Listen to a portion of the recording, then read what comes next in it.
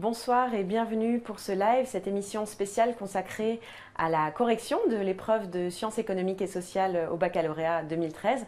Pour nous aider, nous apporter des éclairages dans cette correction, nous avons le plaisir d'accueillir Mathieu Bruyas, enseignant en sciences économiques et sociales. Bonsoir. Bonsoir. Alors, avec vous, nous allons donc passer en revue les différents sujets qui sont tombés ce matin pour les séries ES, à la fois l'épreuve commune et puis l'épreuve de spécialité, si on a le temps en fin d'émission. Peut-être on peut revoir, redonner les sujets brièvement, le sujet de dissertation notamment. Quels sont les déterminants des stratégies d'internationalisation de la production des firmes multinationales? Puis l'épreuve composée de plusieurs parties autour d'une première qui mobilise les connaissances, quelles sont les caractéristiques des groupes de statut selon Max Weber, montrer que le PIB ne mesure pas la soutenabilité de la croissance, une étude de documents sur le patrimoine, et puis une troisième partie de raisonnement sur les conflits sociaux, peuvent-ils être facteurs de cohésion sociale? Voilà, un vaste sujet. Tout d'abord, j'avais envie de vous demander, à la lecture de ces sujets, quelle a été un peu votre réaction? Est-ce qu'ils sont faciles, difficiles? Est-ce qu'il y avait vraiment des pièges dans ces sujets-là? Je pense que les élèves étaient tout à fait armés pour répondre à ces sujets. Je rappelle que le programme est nouveau, que les épreuves sont nouvelles, et je pense que les concepteurs ont été indulgents. Je ne veux pas dire que c'est facile nécessairement, mais la question de dissertation, par exemple, est une question qui fait davantage appel à la restitution de cours, bien qu'il faille problématiser tout de même. Les questions propres à l'épreuve composée sont tout à fait classiques également. Donc pas de grande surprise. Pas de grande surprise. Alors vous-même, vous allez corriger des copies. Alors quelles sont les compétences, qu'est-ce que vous allez regarder dans une copie et comment vous allez vraiment la noter? J'imagine que ça dépend en fonction aussi du sujet que l'élève a pris. Ah oui, alors tout à fait, déjà c'est la première chose, ça dépend du sujet. La dissertation, alors de manière générale, on va dire dissertation, épreuve composée, nous sommes, les correcteurs, très à cheval sur la clarté. Il vaut mieux en avoir moins à dire, mais le dire clairement, et d'être fidèle à son fil directeur. Puis ensuite, il y a effectivement les connaissances qui vont venir asseoir, qui vont venir nourrir la réflexion. Voilà. Mais bon, globalement, vraiment, j'insiste là-dessus, c'est sur la clarté. Est-ce qu'il y a des notions, par exemple, dans le sujet de la dissertation qu'il faut obligatoirement avoir données, des auteurs qu'il faut avoir cités, des connaissances comme ça qu'il faut avoir restituées au-delà de l'organisation, j'allais dire, des connaissances? Alors, une chose est sûre, c'est que dans tout sujet de dissertation, le candidat doit définir les termes dès l'introduction. C'est un des b.a.-ba de la méthodologie.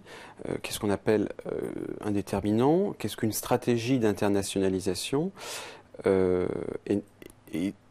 Excusez-moi, d'internationalisation de la production. Ce qui n'est pas la même chose que les stratégies d'internationalisation seules et firmes multinationales. Voilà. Ce sont les premières attentes en termes de contenu. Puis vous avez ensuite, en fonction du traitement du sujet, les notions à voir. Alors justement, peut-être qu'on peut rentrer dans le vif du sujet de la dissertation, puisque vous commenciez à l'aborder.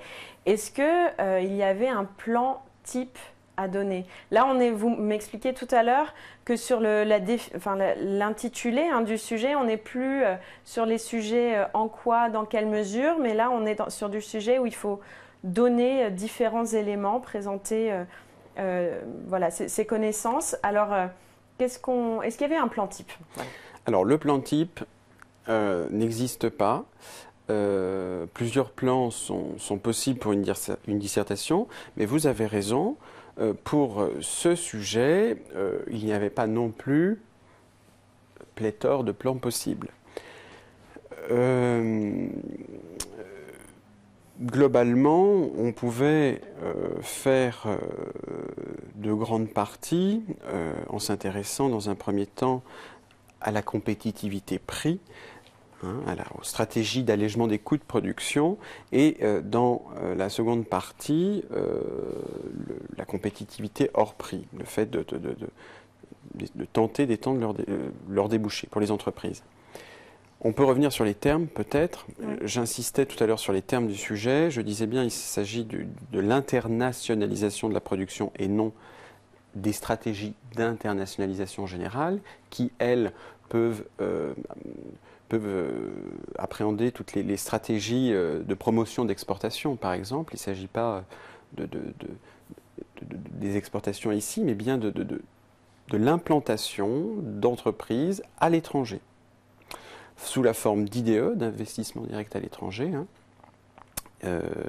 éventuellement de délocalisation, c'est-à-dire qu'on ferme une unité de production pour en ouvrir une autre à l'étranger, délocalisation offshore. Donc ces choix de localisation se traduisent par des IDE, une notion donc sous-jacente qui est aussi importante à définir. Le cadre temporel aussi, c'est aujourd'hui. On ne demande pas de voir les déterminants de ces stratégies depuis le 19e siècle, où on a pu voir des stratégies d'approvisionnement beaucoup plus développées jusque, en gros, dans les années 60. 60-70. Mais alors justement, vous dites, on parle du temps actuel d'aujourd'hui, est-ce que pour les élèves, ça pouvait être intéressant de donner des exemples concrets justement de firmes multinationales qui s'implantent à l'étranger, implantent leur production à l'étranger? Oui, tout à fait. C'est toujours pertinent d'illustrer ce qui a été démontré. C'est-à-dire que les exemples en question sont conjugués, combinés à une explication, bien sûr. Et actuellement aussi, quand on dit aujourd'hui, il faut aussi savoir de quel aujourd'hui on parle. En gros, c'est les stratégies depuis les années 80, les années 90, époque à partir de laquelle on a vu une accélération des IDE. D'accord. Donc voilà. Ça, c'était plutôt la première partie sur les IDE. Voilà. S'intéresser aussi au terme de stratégie. Qu'est-ce que c'est une stratégie? Il faut toujours faut que les candidats s'arrêtent dans l'étude du sujet, lorsqu'ils analysent le sujet. Il faut qu'ils s'arrêtent sur les termes. La stratégie, c'est en fait mettre en place des moyens, des mesures en vue d'atteindre un objectif précis. Donc, qu'est-ce qu'elle recherche? Et parce que c'est important, parce que c'est comme ça qu'on va faire le plan aussi. Elle recherche, comme je vous le disais tout à l'heure par rapport à mon plan, elle recherche dans un premier temps d'alléger leurs coûts de production, et dans un deuxième temps, elle recherche à étendre leurs débouchés. Voilà. Je réponds vraiment en deux parties à la question qui m'est posée. Dernière chose importante pour la dissertation de manière générale et ici en particulier, toujours soulever l'intérêt du sujet. Ça se résume en une question: pourquoi me pose-t-on cette question? Pourquoi me pose-t-on cette question?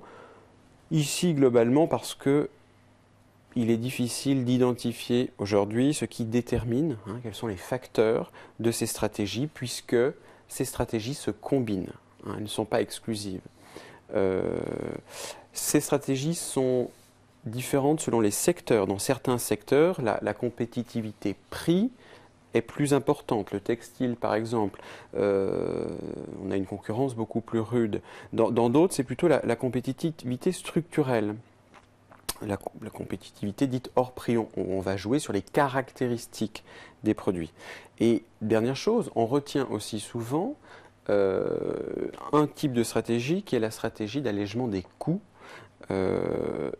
Et je fais même le parallèle grossier, mais qui est celui des délocalisations. Voilà, ouais. Stratégie des entreprises à l'étranger, délocalisation. Voilà, c'est beaucoup plus complexe et beaucoup plus large que ça. Il y a d'autres types de stratégies, se rapprocher de son marché, par exemple.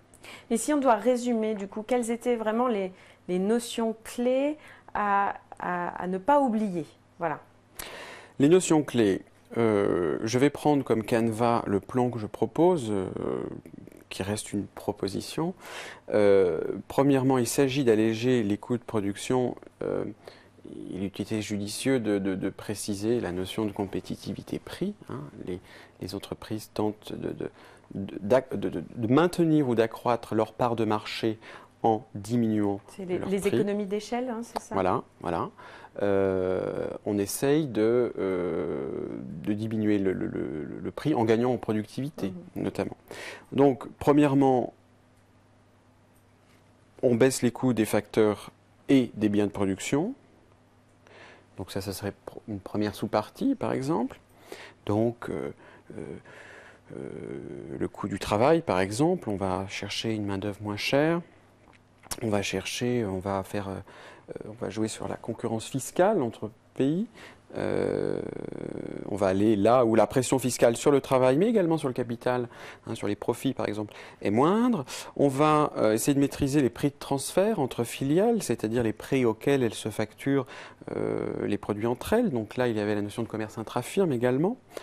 Deuxièmement, qui pourrait être donc une deuxième sous-partie, j'appelais ça la baisse des coûts de transaction. Il s'agit pour l'entreprise donc d'abaisser ses coûts de transaction. Alors, ça passe par les transports et la communication. Ça peut également passer par le climat des affaires, les infrastructures, les normes juridiques importantes, les droits de propriété, des notions qu'ils ont vues en classe de première. Dans un pays où les normes juridiques sont solides et respectées, on gagne beaucoup de temps. Hein, et donc, on gagne en productivité, de fait, si on fait un parallèle, un lien rapide. Je parlerai également de la segmentation du processus productif, une notion ici aussi qu'ils ont vue en classe cette année, la division internationale du processus ou des processus productifs, la DIPP ou IDE verticaux. Donc de voir qu'il y a des stratégies de rationalisation des systèmes de production.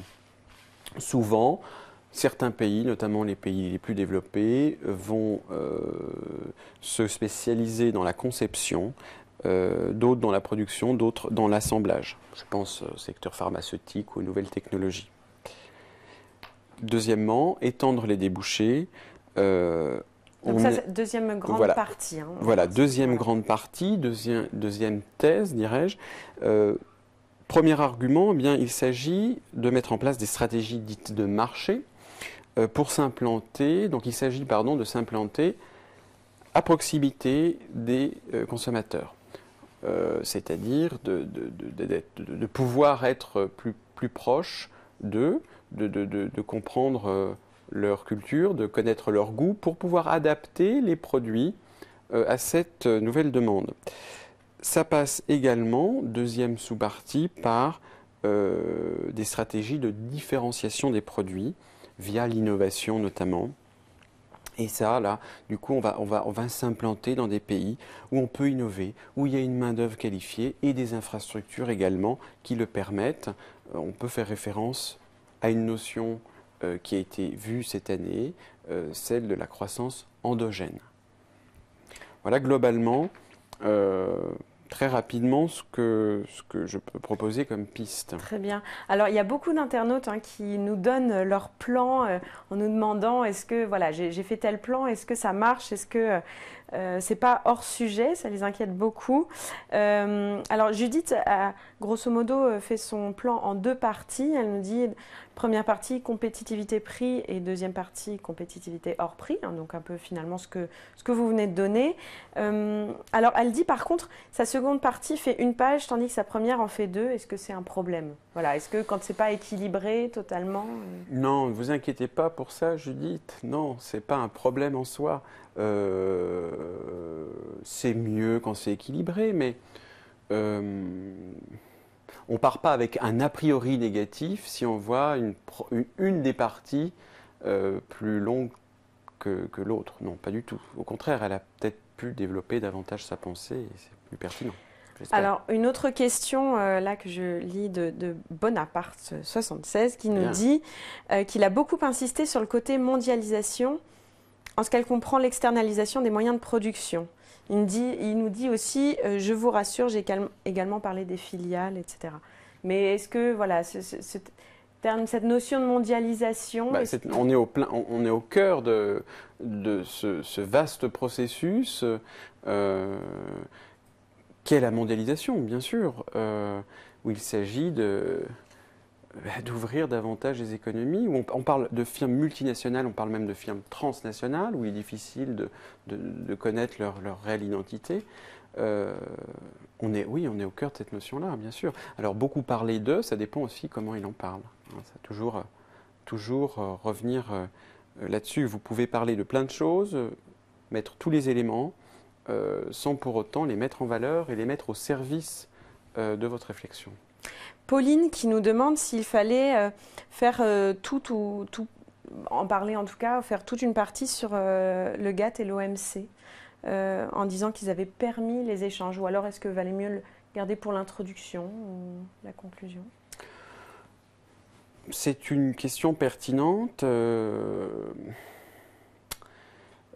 C'est assez gênant de faire quand même une partie là-dessus. On peut effectivement les évoquer en introduction, au détour d'une sous-partie ou en conclusion, mais le GATT puis l'OMC ensuite, qui est une réelle institution, ont plutôt permis de faciliter les échanges entre pays et non pas directement de développer le commerce intra-firme et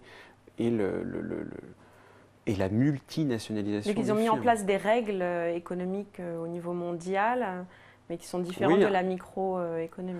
Oui, ils ont mis en place. Les pays membres tentent de respecter des accords.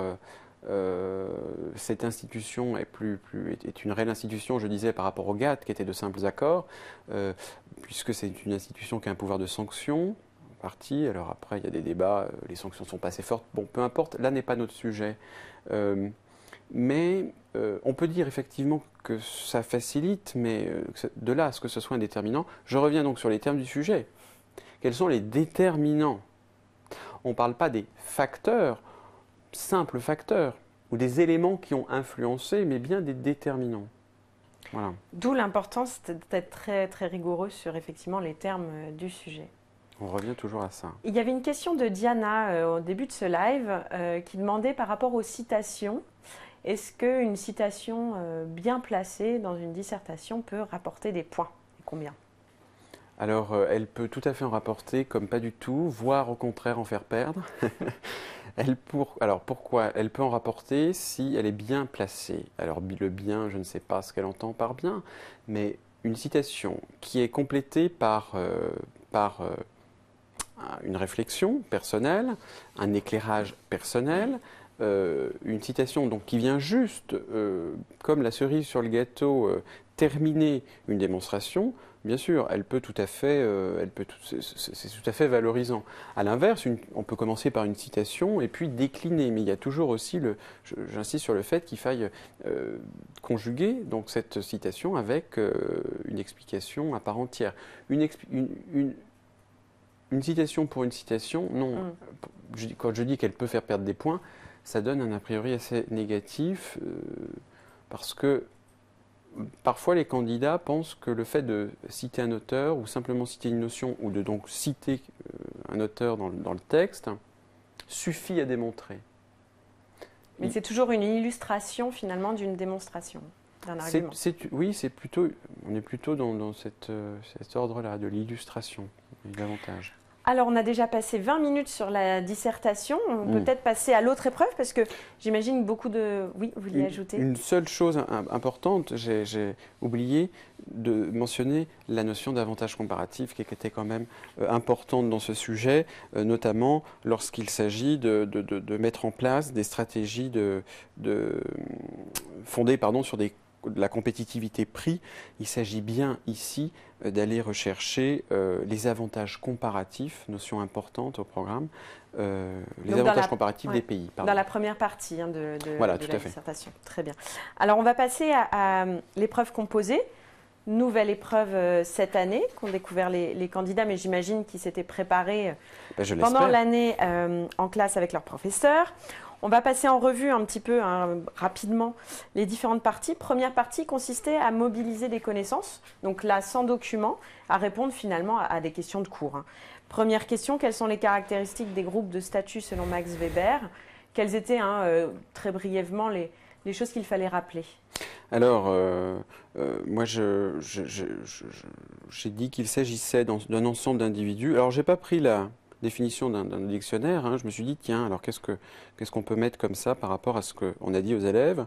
Il s'agit d'un ensemble d'individus qui partagent le même niveau de prestige social. Ils sont caractérisés, ils peuvent être caractérisés par une conscience collective, c'est-à-dire que ces individus peuvent partager un même sentiment d'appartenance. En tout cas, ils partagent les mêmes conditions de vie, on va dire, style de vie, pour reprendre une notion weberienne.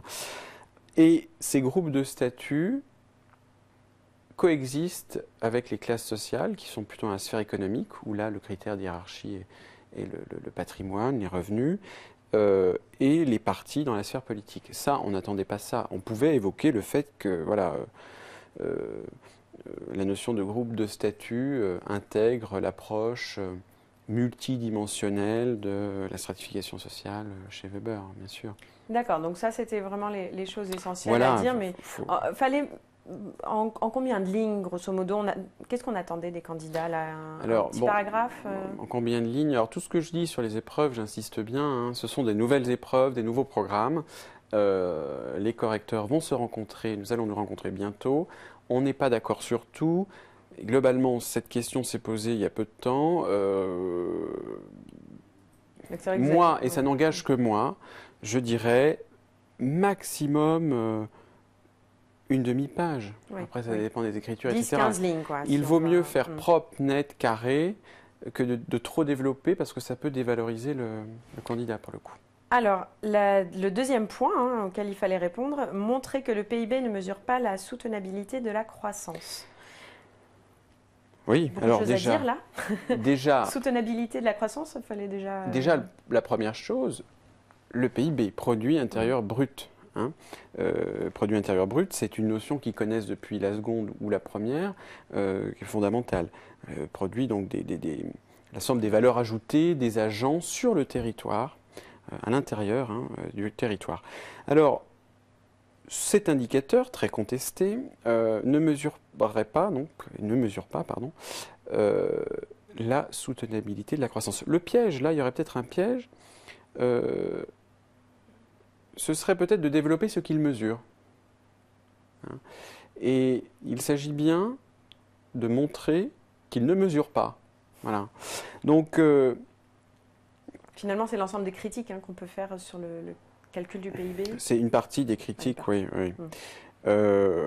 Alors, soutenabilité de la croissance, donc il est question là de faire référence à la croissance dite soutenable, durable, développement durable par extension. Le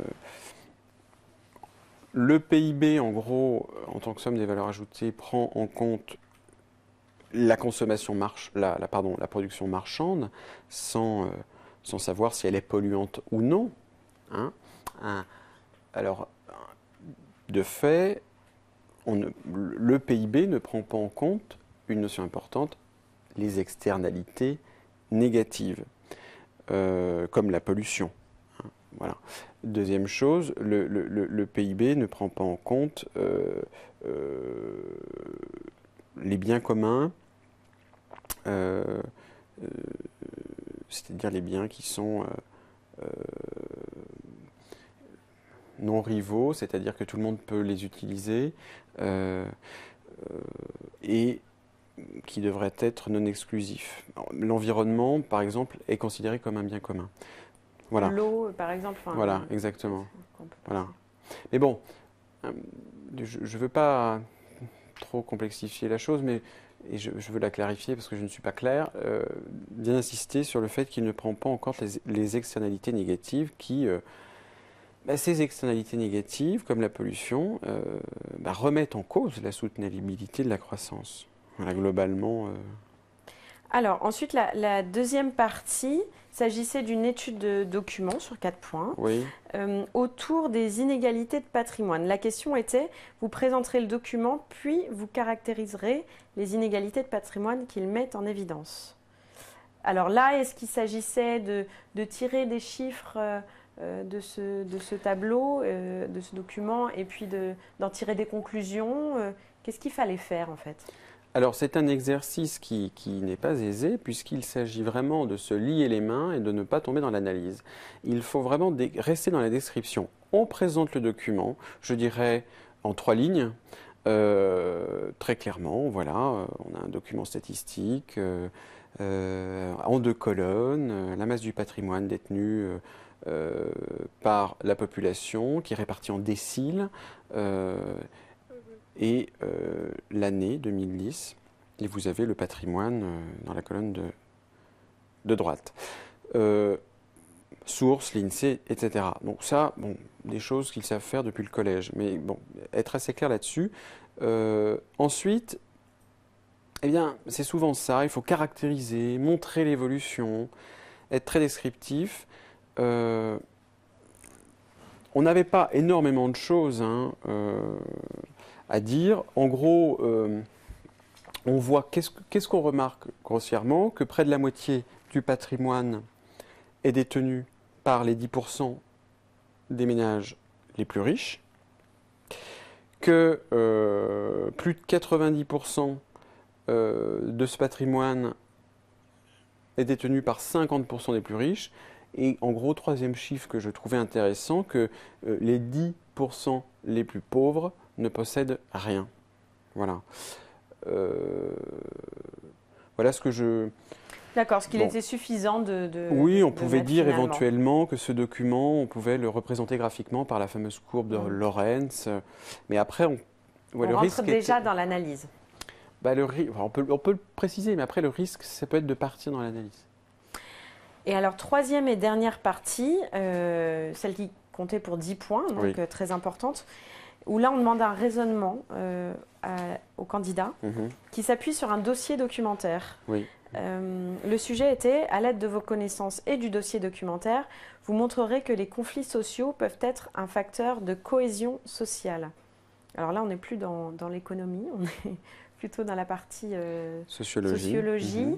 Alors là, c'est pareil, est-ce qu'il fallait organiser son propos suivant un plan, avec une introduction, un développement, une conclusion? Alors c'est une excellente question. En soi, en théorie, non. Voilà. Encore une fois, ça n'engage que moi. C'est en réflexion, mais a priori et en théorie, on n'attend pas pour cette partie-là nécessairement une intro, un développement, une conclusion.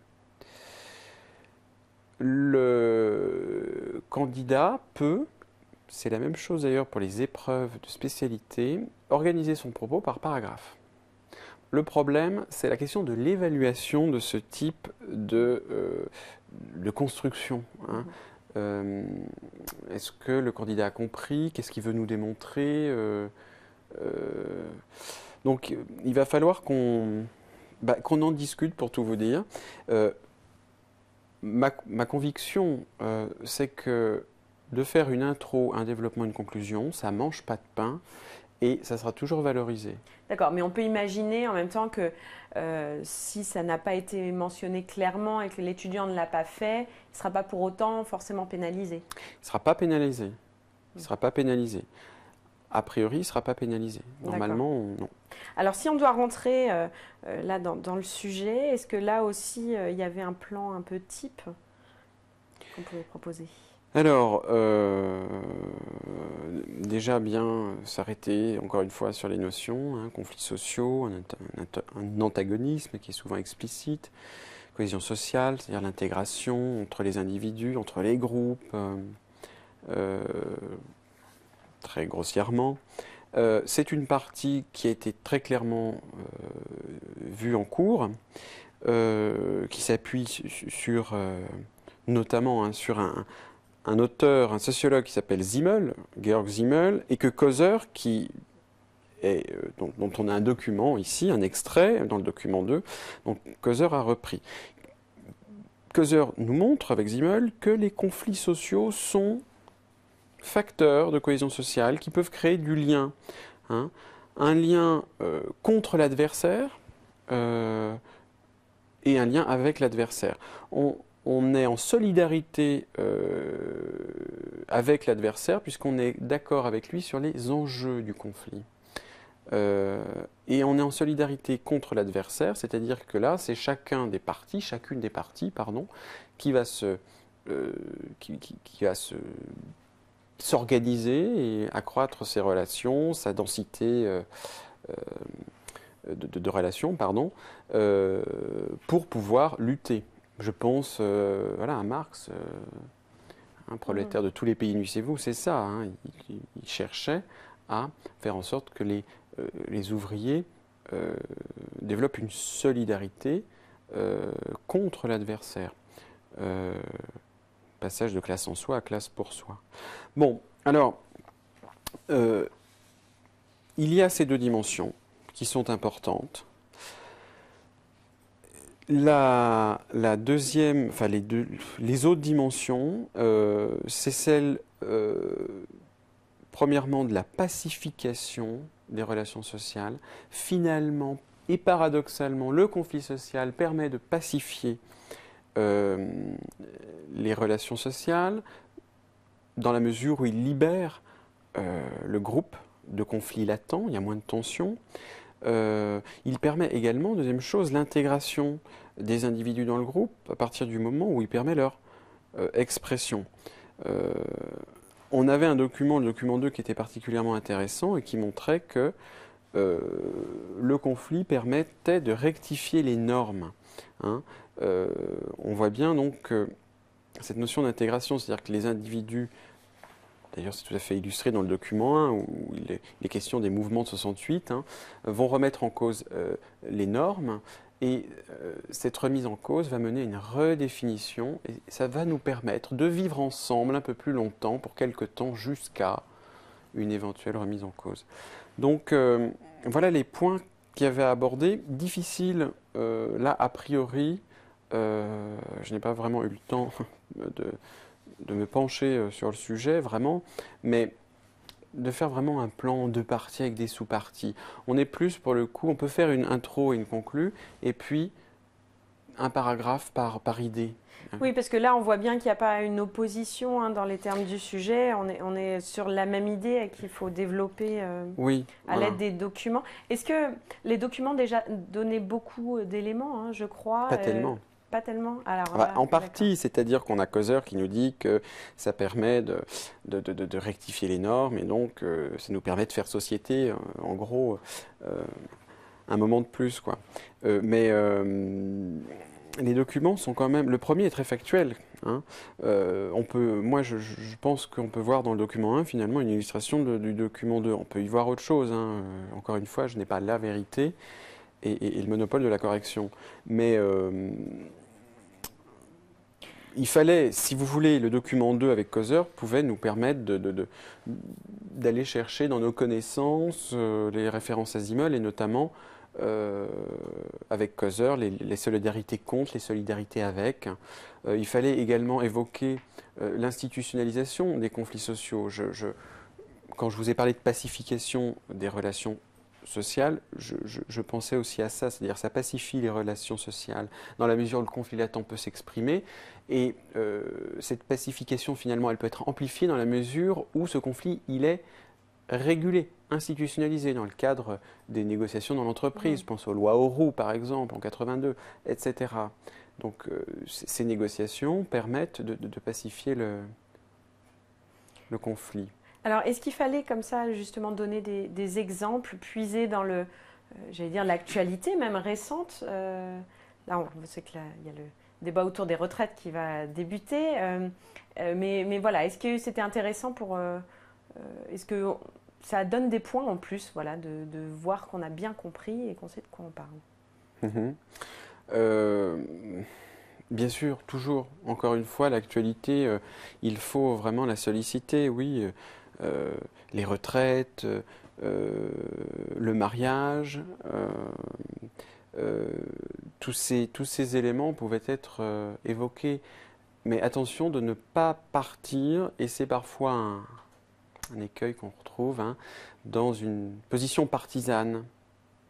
C'est-à-dire que l'élève, le candidat en SES, est un analyste et il doit se garder de toute opinion. Voilà, d'accord, donc là le piège c'était finalement de donner son avis, de partir sur quelque chose d'un peu trop politique. Voilà. Mais encore une fois, ça n'enlève pas que l'illustration est tout à fait la bienvenue. Au contraire même. Hein. Au contraire, on peut même partir, et c'est très valorisé, de partir d'un phénomène concret pour l'éclairer ensuite. Et de ne pas citer les auteurs pour les citer ou de citer les notions pour les citer. Très bien, donc on a fait le tour finalement de l'épreuve composée. Alors je m'excuse hein, pour les internautes, en fait notre fenêtre de chat s'est fermée un peu plus tôt que prévu. Mais voilà, on va poursuivre avec les questions.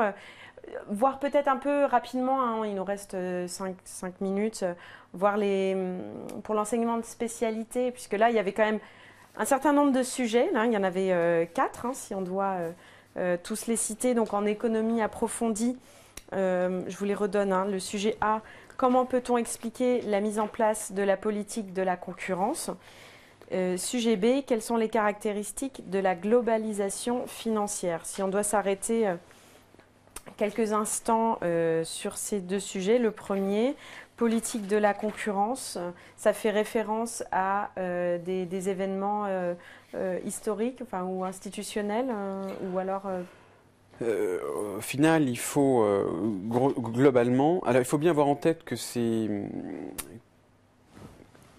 sur tous ces sujets, on pourrait développer pendant des heures. Il faut bien avoir en tête que le candidat, et nous l'avons bien en tête en tant que correcteur, a 1 heure, a priori, a 1 heure pour traiter le sujet, donc organiser une réflexion. Donc c'est assez factuel et les documents les aident pas mal. Sur la politique de la concurrence, j'en reviens encore une fois, hein, sur les termes du sujet et notamment sur, je n'ai pas insisté là-dessus tout à l'heure, mais sur les consignes. Comment peut-on expliquer hein, en gros, quelle légitimité a la politique de la concurrence à quoi sert la politique de la concurrence hein, à réguler, à réguler la concurrence, à faire en sorte que la concurrence soit effective, donc faire en sorte que les marchés soient efficients. Et qui dit efficience du marché dit efficacité du marché. De mes lointains souvenirs de cours, on parlait de concurrence pure et parfaite. Voilà. Peut-être ça. Oui. Alors bien sûr. On peut en parler pendant des heures. Évidemment, le modèle concurrentiel, il y a un modèle concurrentiel qui est le modèle néoclassique, le modèle balracien, on va dire, traditionnel, qui est un marché qui évolue en concurrence pure et parfaite. Ce modèle n'existe pas vraiment. En tout cas, pour revenir à ce qui nous concerne, la politique de la concurrence doit faire en sorte de différentes manières, en essayant en gros, il y a 2 canaux, hein, par la promotion de la concurrence d'une part et par la lutte contre les comportements anticoncurrentiels d'autre part, doit essayer de faire en sorte que cette concurrence soit la plus effective possible, c'est ce que je disais tout à l'heure. Donc d'en venir à un marché le plus concurrentiel possible, étant donné que les défaillances de marché, comme les monopoles ou les oligopoles, sont vues d'un mauvais œil, grossièrement dit. Voilà. Ne permettent pas l'allocation optimale des ressources comme devrait le faire le marché, efficacité des marchés. Alors ça, voilà, c'est ce qu'on pouvait en gros hein, dire sur le sujet. Très rapidement. Très brièvement, on ne peut pas rentrer plus loin dans le sujet. Sujet B, oui. Quelles sont les caractéristiques de la globalisation financière ? Est-ce que là, il fallait définir déjà globalisation ? Est-ce que, oui, enfin, bien sûr. Bien sûr, le fait que les marchés financiers se sont ouverts, notamment depuis les années 80, les 3D, et le fait qu'il existe aujourd'hui un vaste et grand marché de capitaux international, c'est définir en gros la globalisation financière. quelles en sont les caractéristiques, bien insister sur la fameuse désintermédiation, hein, qui a lieu notamment donc, dans les années 80.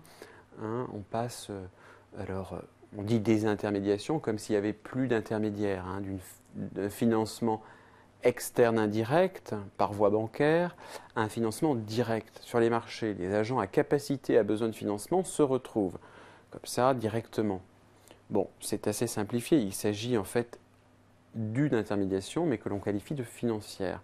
On passe donc d'une intermédiation bancaire à une intermédiation financière. Et le rôle des banques a changé également, puisque elles avaient pour principale fonction auparavant d'allouer des crédits, hein, de faire des dépôts des crédits en gros, ou des crédits des dépôts, tout dépend des époques, je ne peux pas vraiment développer, mais en tout cas de prêter pour financer l'activité économique. Là, elles vont aller sur les marchés financiers et se faire les intermédiaires comme les investisseurs institutionnels, acheter des titres, les revendre, titriser leurs dépôts, etc. Avec les conséquences que l'on sait. Oui, voilà. Voilà, pour faire bref. Voilà. On pourrait en parler des heures. Et puis, nous avions 2 sujets, sciences sociales et politiques. Alors ça, oui. C'est aussi nouveau hein, dans l'épreuve de sciences économiques et sociales, et l'épreuve de spécialité notamment. Sujet A, peut-on encore parler de variables lourdes explicatives du comportement électoral aujourd'hui en France? Donc là, on part vraiment sur les institutions aussi. Alors, on est sur... Qu'est-ce qu'il fallait dire? Les variables lourdes ont été vues en cours. Est-ce que, en gros, pour aller très vite, la situation sociale, c'est pas très précis, mais existe-t-il encore un vote de classe? Je pense à classe sociale, le vote ouvrier par exemple. Est-ce que la place dans les rapports de production, donc là c'est une approche plutôt marxienne, mais est-ce que la profession est une variable lourde? Est-ce que le niveau de revenu est une variable très lourde? Est-ce que d'être propriétaire... L'origine socio-culturelle. Voilà, est-ce que l'origine sociale est si lourde? Oui, ce sont des déterminants. Il n'empêche que plusieurs études ont montré depuis les années 70 environ, hein, enfin ces études se développent depuis les années 70, je dis bien elles se développent, mais certaines, on peut en voir certaines dès les années 30, je ne développe pas plus, on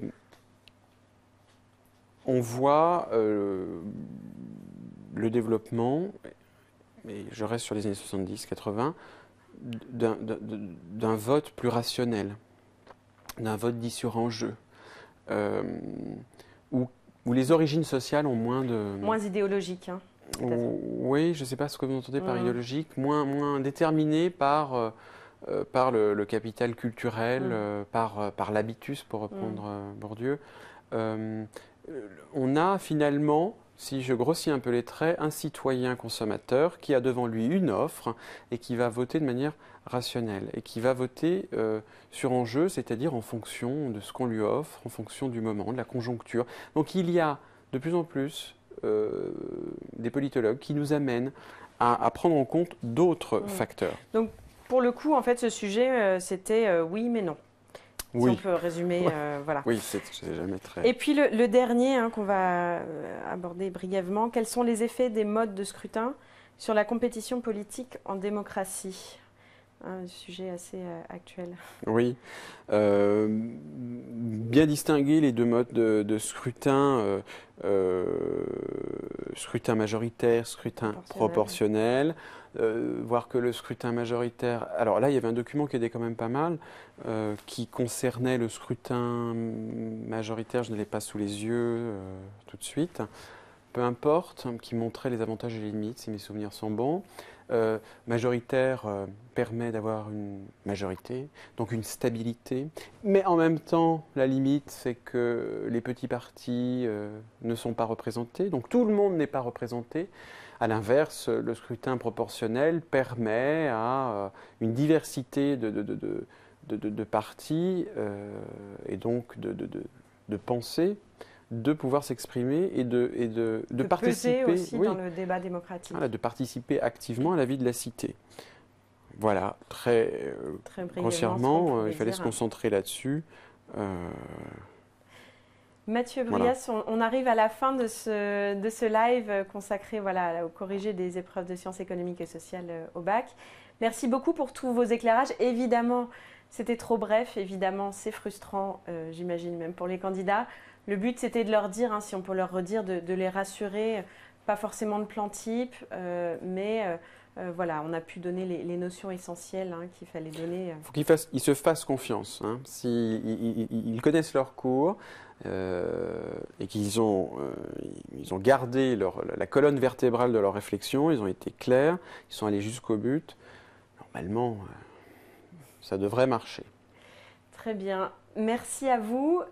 Vous pouvez retrouver dès demain ce live en replay sur YouTube et puis sur studirama.com. Vous pouvez aussi retrouver le corrigé de l'épreuve de SES version écrite sur le site de Banque Exam.